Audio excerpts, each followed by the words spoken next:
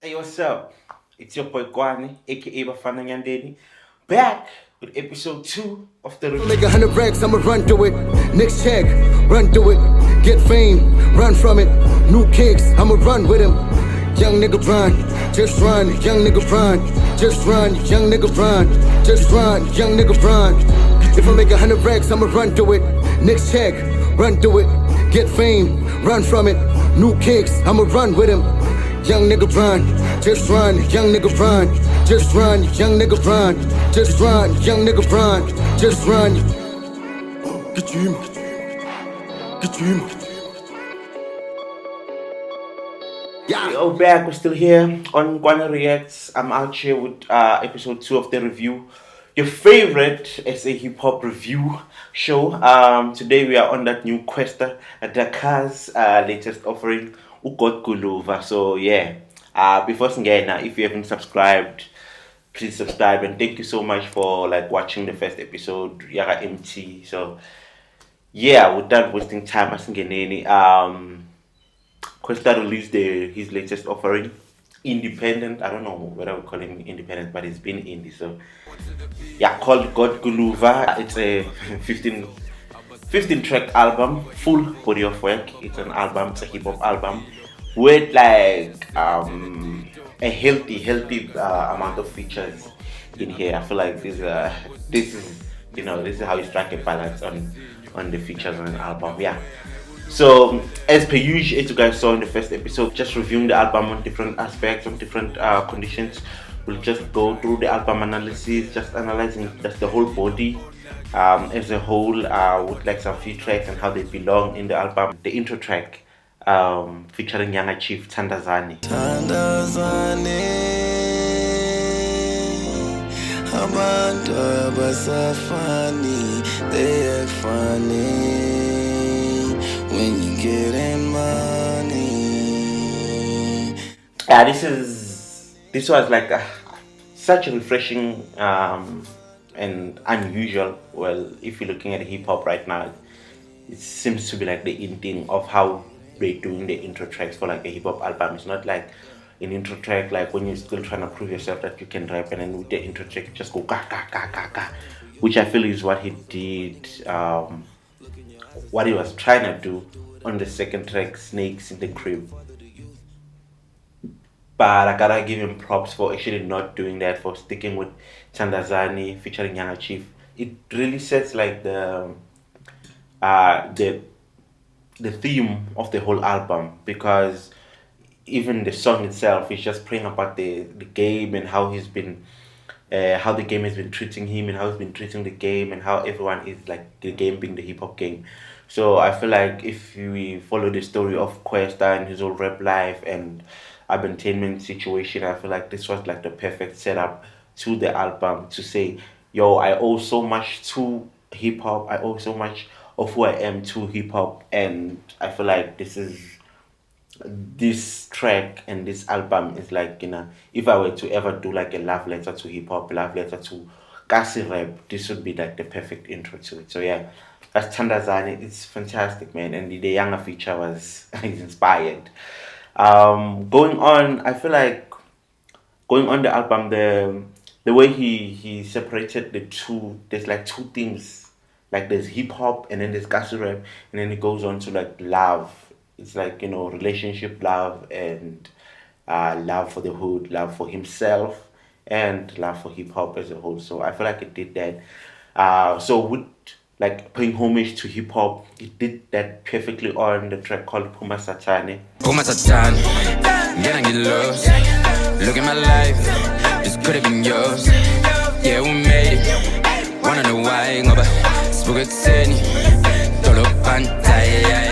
Puma Satane is a vibey track. It's like, hey guys, I can still make hits on an album. I can still make like your My Bible, Ngud type tracks on an album. So Puma Satani really does that well. Really, like, it's that grimy, like Puma Satani, getting get lost. Also telling us, like, although the beat is like so hard and so hard now, it's also telling us how much his faith is and how what led him to being the way he is. how he always still prays to this day. He says, "We wake up every day, Doro Pansi." So that's a really like a beautiful thing to witness from, especially in this stage of his life. And then, like I said, the album itself is cut like into different sections, right? Like the first half of the album up until track, let's call it track 9, is like a love letter to, it's grimy, it's acid rap, it's hip hop, it's like pure hip hop where he's just rapping, gets the proper features on there, and it's just like, this is what acid rap is. Let's have fun on this album. Let's pay homage to why I'm here, why I'm Kwesta. And then the next one where he goes like the way I said, it's like a love song. He now goes on like a love tangent, love for himself, love for his lady, his family, the game itself. He did that well. Like on when we get to like track number 10, nobody. Nobody, nobody is gonna treat you the way I do, girl. This I promise. There's nobody, yeah, nobody. It's like it paints. Nobody is like my favorite love song of any artist right now, because it paints like that gassy type love. What KO did on Gangsta Love. This nobody is like a perfect like the perfect song to that. Like she paints a picture of how far him and his lady have been, how many hurdles they've been through, but she stuck it through, and it's also like a great introduction of like the second half of the album of what we're gonna be going into. Like, it's not like ashamed to say I'm here because I had your support system as the woman in my life, and that's beautiful. And yeah, like the album, like I'm saying, it's well balanced. If I can say so, it's well balanced. With you can't with a little bit of things that could have been done better on the album itself, but I'll cover those more as I go deeper into the review. But as it goes, like as the album goes, it is a well balanced album, especially in the subject matter. It didn't stray too much with like sometimes where you get like a lot of singles in and then call it an album. You just put on a couple of tracks in the album and then call it an album. And with that said, let me go on to sequencing of the album. Um, like I said, it's a well balanced album in terms of like subject matter, in terms of beat selection, in terms of like what he's rapping on and where he's rapping, and the distribution of the features, right? So there's not a lot of things I would have changed in terms of like sequencing of the album, except for number 2, track number 2, Snakes in the Cribs, like I already mentioned. Snakes in the crib. Yeah, motherfuckers came for the king. Praying that I cave in and shit. Yeah, basically aiming machines from the graves they be in. Snakes in the Crib. I feel like it might have been like the first track he did on the album, might be mistaken, and he had like the idea that this was gonna be the intro track to this album, because the way he raps on Snakes in the Crib is how it's how niggas who are trying to prove themselves rap on like an intro album. They're like, this is what you should expect. Like, I'm gonna be going hard, I'm gonna be rapping hard. It's gonna be punchline, Kwesta, everything there. And then this is gonna be a setup. So Snakes in the Crib I feel like it was supposed to be like the intro until he got the Tandazani intro with Younger Chief. So because you already have the Tandazani intro and then you follow it up with Snakes in the Crib, it really doesn't belong. Like it almost ruined the whole album, especially if you're like me and when you're listening to albums, you listen to them from like in like sequential order from the first track to the last track. It almost ruins the whole experience of the album. Yes, it's a great track. It's Kwesta rapping, which we haven't heard in a while, but it doesn't belong in this project because everything else in this project gels well. Especially if you consider Tandazani as the intro. So Snakes in the Crib, we could have done without. He could have done without, especially now since it was planned as an intro track. So yeah. Apart from that, in terms of sequencing, the only other thing I could have changed, I think this has to go back to like the recording engineer, how the individual songs were recorded, because a lot of these songs they don't really sync into each other, and I feel like it's how they were recorded. Like they were recorded in different phases and different spaces in time. So all the tracks feels like they were recorded separately and then like brought back when it was time to to put the album back together. They just took them and put them as they were without consideration of like engineering the album as a whole now, because they already have the songs outside on their own, that maybe one was recorded in 2018, the other one's in 2019. So there's no the synergy in how the tracks follow each other. The subject matter and the beat selection is dope in how they follow each other, but that how you jump from one track to another, there's a lot of dead space in there, which I feel like if they had done the album like as a whole, and if they had engineered the album as a whole, they could have. These are things that they could have fixed in post production, which I feel like, yeah, that's the only takeaway, especially in the that's the only thing, that major thing that messes up the sequencing of the songs, especially since, like I said, the songs come up together so well. You don't expect that much dead space and that much big change. Like most of the songs end like they are just singles, standalone singles. So that's like my biggest pet peeve right now with this project. Yeah. So yeah, I would definitely remove Snakes in the Crib, and the other ones to be the songs that I think can be reworked so that they can be mixed better is Gubo, Masegend, and this they are good songs, but they are not gelling with the other ones. Specifically Gubo and Masegend, how they come together.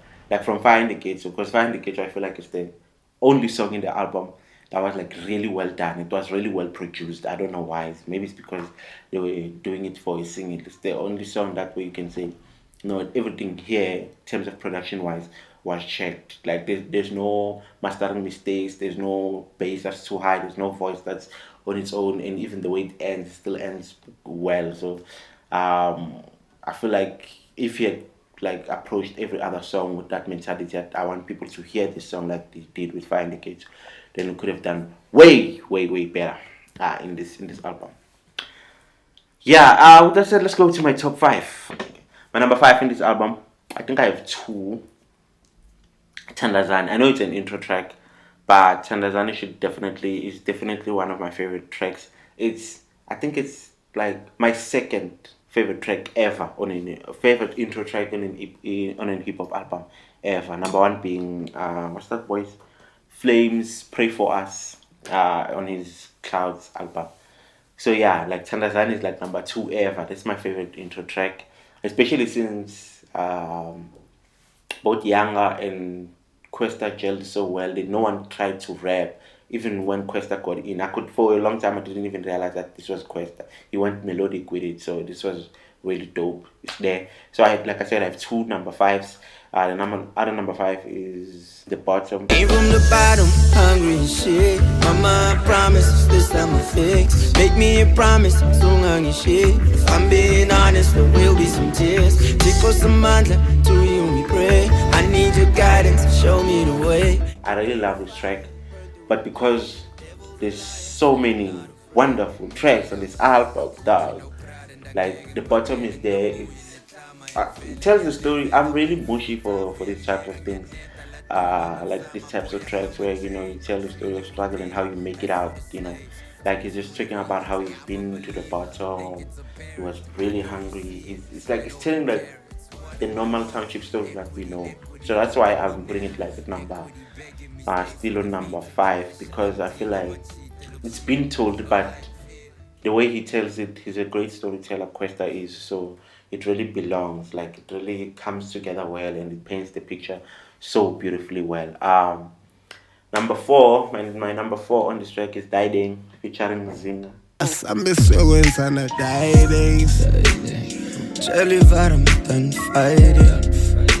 No shade, please let the light in. Your ex occupies it. Guys, this is such a sexy song. It's such a sexy song. I feel like with that they did exactly what they wanted to do. Dog. Like they did exactly what they wanted to do. It's a bedroom song.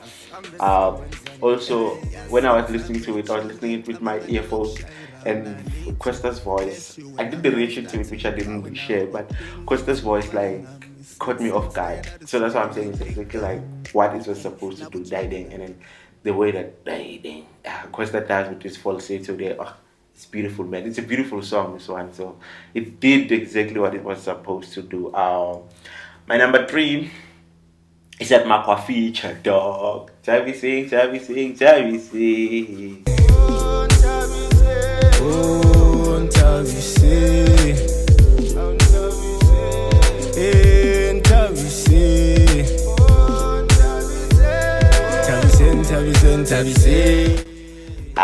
Also, it could have been easily been my number 1 had the other songs not been on this album. There are great songs on this album, guys. So Chabi saying is up there. I don't know, man. There's just something, especially with that whole melodic chorus and hook between Kwesta and Makwa. It's really beautiful. And then the 2 verses Kwesta, they are really beautiful. They really gel.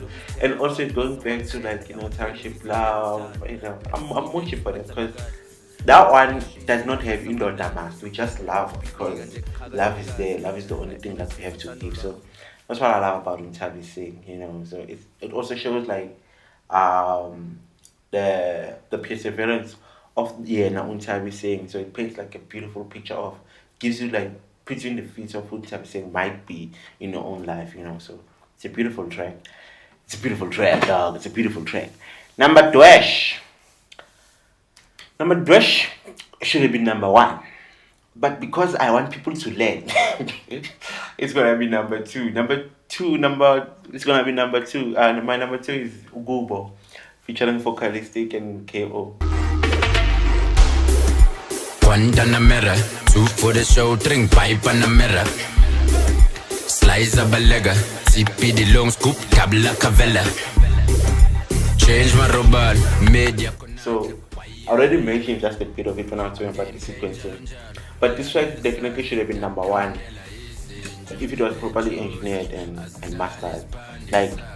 This song, I feel like we were cheated here on this song because this song was supposed to, the way it was recorded, it's like Kwesta just got the voice notes and all that, the voice recordings from KO and Vocalistic, and then just threw them on anywhere, without actually engineering the beats and making sure that everything gels right.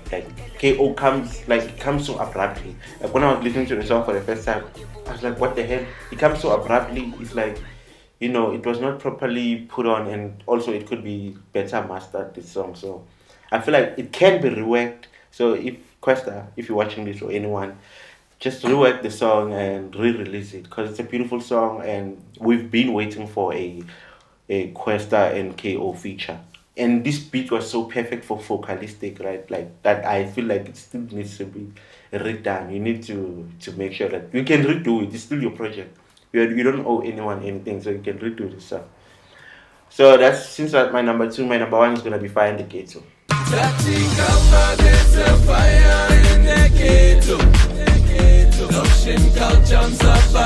So still the same song. Home down to Soweto. Every ghetto. A perfect song with a perfect music video. Also, great idea to have it as the first single. I mean, Offensive Moise did a fantastic job on the music video. And like I said, the production here, this is like a near perfect song in terms of production. They did everything right. They did everything they still had a big studio backing of a Sony or Universal. So that's why it's my number 1 track. And also the subject matter is still something that's very close to my heart. We're still in the ghetto. We're still telling stories of the ghetto. Not because we love the idea of struggle, but because we want to see ourselves, want to see the hood being better for all our lives there. So yeah, that's Fire in the Ghetto. That's my number 1 on my top 5 favorite tracks on Guluva. And then the song that I feel like should be the next single, 1, Gubo, if it's reworked and remastered. So if they rework and remaster Gubo, it should definitely be the next single. It's the perfect single, and it's the perfect feature between KO, vocalistic and Kwesta himself. So, and it's a summer hit, it's a summer anthem. Again, also like the word plays in the hooks, and I don't know, is that like a it's like a verse and a half where Yara Kwesta, because I don't think the second one is a full verse. So it works well, and how he waited for KO and vocalistic. So that should be the definite next single. On to the rating now. Let me rate this album. Guys, I've listened to Kwesta since it came out, since before Boom Shakalak. So we already know what to expect from Kwesta. Like back then, he was a rapping Kwesta, and then he moved on to like the melodic storytelling type of Kwesta, which is what he stuck on to this. But because of, I know he said he did a lot of things on this album on his own, because lockdown and falling out with Rap Life, falling out with Entertainment, he didn't have a lot of production power on him on his own. So we can't though. He's been in the game for like 10 years. He should have been learning most of these things. Like most of the mistakes that were here were not supposed to happen. Like the mastering on how the sequencing and how like beats just switch up without a reason. They shouldn't have been done for like such a veteran artist. So I feel like he said on the Slicker interview that was it the Slicker or McG or one of those two, he said like this is this project that he's just decided that if he fails, he fails, because this is something that he's doing himself. So because of that, I'm not gonna hold out. The songs are great, but the album could have been done better. So I'm gonna give it like a 3 out of 5 Kwanes. It's a 3 out of 5 Kwanes. It's not bad in terms of song, in terms of him making music, but it's not the best body of work that's to come out of South Africa this year. So unless he does like American artists do this all the time, he can do like a remastered deluxe edition and re-release it, and it can stand like a higher chance of being like number one. So yeah, it's 3 out of 5 Kwanes, and yeah, it's a good album. I'm not gonna fault him just for those other things. So yes, sir. That was my review on Kwesta's God Guluva. He's going through so much, like you did say on Dulas. He's going through so much at the moment. And I feel like the way he could have said so many things about his actual current his actual current life in the hip hop sphere, in the game, with like Rap Life and the falling out of parties, which I think he touched on a bit. He did touch on a bit on what's the track Eyes. Yeah. Everybody wins against me. You sing Batanda, you test me. Fool me 10 times, it's just me. Everybody wins against me. A sensitive nigga, that's me. He did touch on a bit on Eyes, and how he was broken and how he was he's been trusting too much. Eyes is like a direct hit, but yeah, he did say his piece. So yeah, that's the only one that he actually did say his piece. So it's not really giving us, this album is not really giving us a glimpse into anything new from Kwesta, from the Kwesta we've known from Dakar 2. We've already known these things about Kwesta, so I would have expected him to dive in a bit more, I don't know, like outside of just himself, and outside of just the party anthems. And since he said he wants to do a love letter for a gas, he could have done more on that. But yeah, it's still a good project. Let's fix it, and it's gonna be a perfect project. Yeah. Anyway, thank you so much for watching. Hope you enjoyed episode 2 of the review. Until next month, don't forget to subscribe. Don't forget to share. Tag Kwesta on Twitter. Tag any of your favorite artists. And also please recommend an album that you guys want me to review next month on episode 3. Even if it's like from last year, even if it's the time is past for it, I'll definitely go back, because I don't think we're expecting any new album within the next month except for Blakey's EP, and that's just an EP. So like this one, I want to do like full body of work. So yeah, it's been your boy Kwane, aka Bafana Nyandeni. Until next reaction or video, peace out.